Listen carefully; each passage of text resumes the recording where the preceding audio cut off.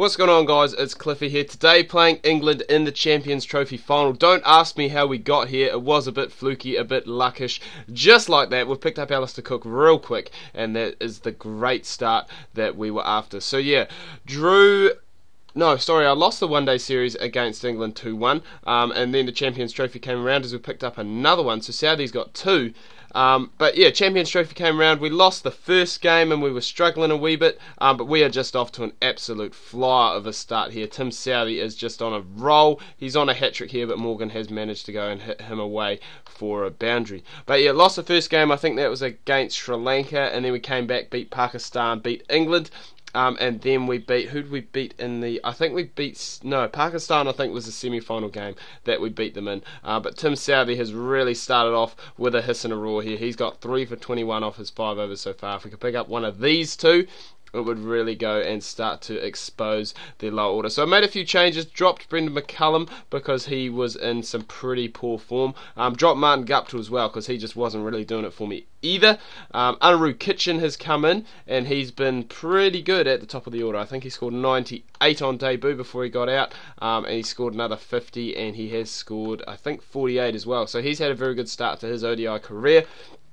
BJ Watling in, Luke Ronke in. Ronke has been doing, oh yes, that's what we needed. Beautiful Dougie, beautiful work. Ronke's been doing well behind the stumps. He's also been batting well, and BJ Watling in there too. Had Tommy Latham, but dropped him after I think he potentially lost me a game with the bat. But it's good to see that we've got so many choices in the wicket-keeping department. I mean, the squad that we've got at the moment, there's actually 4 wicket-keepers that are playing in there, so that is pretty impressive. That's an expensive over, 13 off it, but the fielding restrictions now I think are going to be over very, very soon. Kevin Peterson, it would be nice to go and get him out because these two have raced off to a 50 partnership just like that, and Peterson is just toying with the bowlers at the moment. But the fielding power play is over. Corey Anderson, he's been bowling well, he's been batting well. He actually picked up career best score in one of the games in the tournament. I believe it was 70 odd, where he went and batted through. I'm going to bring back Southee now, and hopefully he can go and pick me up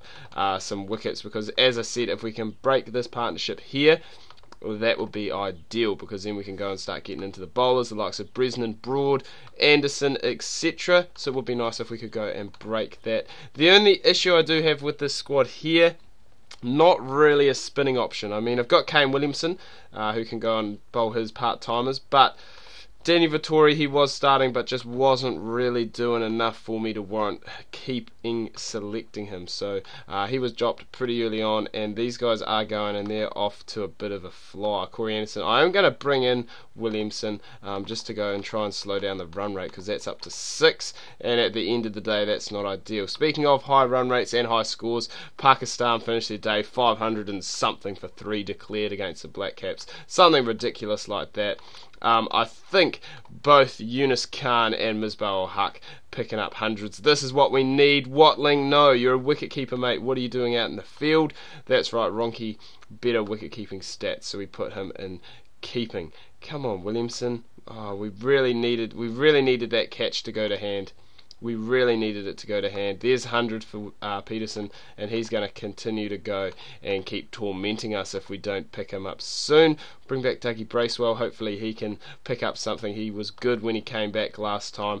Picked up, I think it was Balance pretty early on. But there's a 150 run partnership, and this partnership just continuing to grow for these two, and they are just tormenting the bowlers on what is, in all fairness, a pretty good batting wicket. So I'm not getting too overly fussed, but this is where I haven't worked it very well. We're going to need Anderson and Williamson to bowl a bit at the death. Well, probably just Anderson, but it didn't work that very well. There we go, Bracewell's picked up Burstow, so hopefully that can go, and that can null the run rate a wee bit. I guess we can hopefully keep Bresnan, who's in now. Burstow obviously just out before, but hopefully we can keep Bresnan down the striker's end, and that will mean that we can go and apply a bit more pressure to him, because Peterson has just gone past his highest ever score in one-day internationals. He's on 139 now, and as I said, this track looking like an absolute road.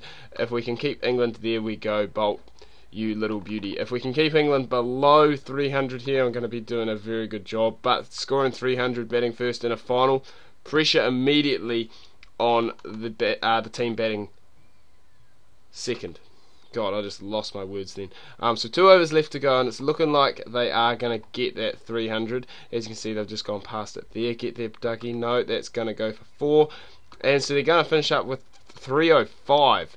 So that is very, very good. Now we're going to need, obviously, our players to go and get it done for us pretty quick. Just checking to see how we're going for time. Want to make sure that this recording doesn't cut out on us, but we should be right, playing under the lights here, and hopefully Ryder and Kitchen can get us off to a great start, and they have done just that, picking up 16 off the first over before Ryder has gone and perished very cheaply for just 5. But Anaru Kitchen's still in, and that's promising because he is a real talent. He's one of those players that, you know, I've been watching around the domestic scene for a while in New Zealand, and he's just been like, I don't think he's been selected for any A sides and stuff, but I think he must be one of those players that's very, very close to being selected for an A side, because he is a very good talent, a very good batsman, but as I've gone and talked him up there, he's gone and perished, which is not ideal. But we are off to a good start here. That run rate is very, very high, and we do bat quite deep, I guess you would say. BJ Watling coming in at 7, and he is a very good batsman, just not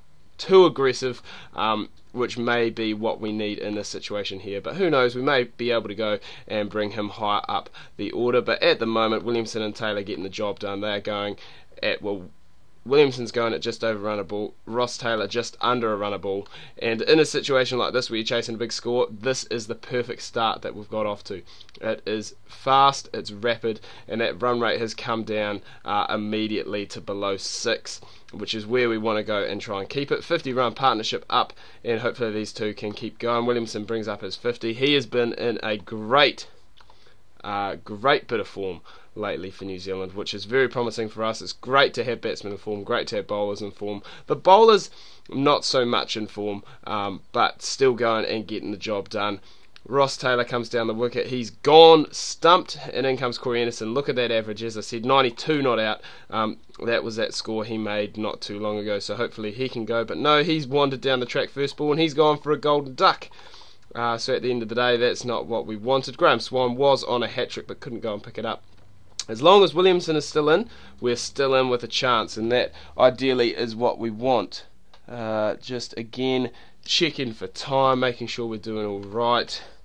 We're getting there, we're getting towards the end of the game. We're about halfway through this second innings. Ronke in, he's going at a good run rate. That's what we need. Kane Williamson, he's been in for a while, but he is still going, still chugging away. We're going to take the power play very soon. May as well take it now, just so we can go and try and get those fielders in. But Williamson's gone, he's perished for 91.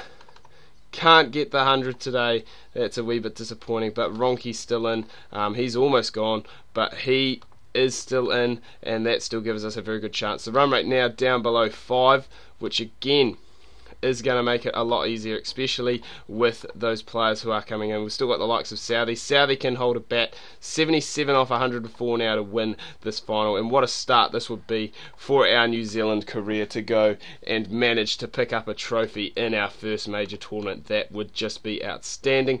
Ronke, as I said, he just picked up 50 before. The run rate is now getting down towards 4, and we're just continuing to pick up boundaries at ease, which is good. Ronke, this is now his highest score in one-day internationals. He's currently on 70 not out. BJ Watling, he hasn't scored 100 in one-day cricket, but then again, he hasn't played too much one-day cricket to go and be able to warrant that. New Zealand looking like we're going to coast to the victory here. 23 off 48, make that 18 off 42. Watling, he hasn't played much this tournament, but he is playing a great hand here, just going at just under a run a ball. Ronke being his aggressive self, he's going at over a run a ball. BJ Watling has nudged that into the gap. They are gonna just get 1. So scores are tied, or no, we need 2. No, the scores are now tied. Ronke's hit that one away. New Zealand have won it. As you can see up there, the Champions Trophy final. New Zealand are the winners, chasing it down. 5 wickets left in hand and 5 overs left to go. So that is freaking awesome. Anyway, guys, do hope you've enjoyed this video. If you have, please remember to leave a like. If you are new, please do subscribe. Tune in tomorrow. It's going to be that career mode version 2.0, whatever you want to call it. It's going to be freaking awesome. So make sure you do not miss that.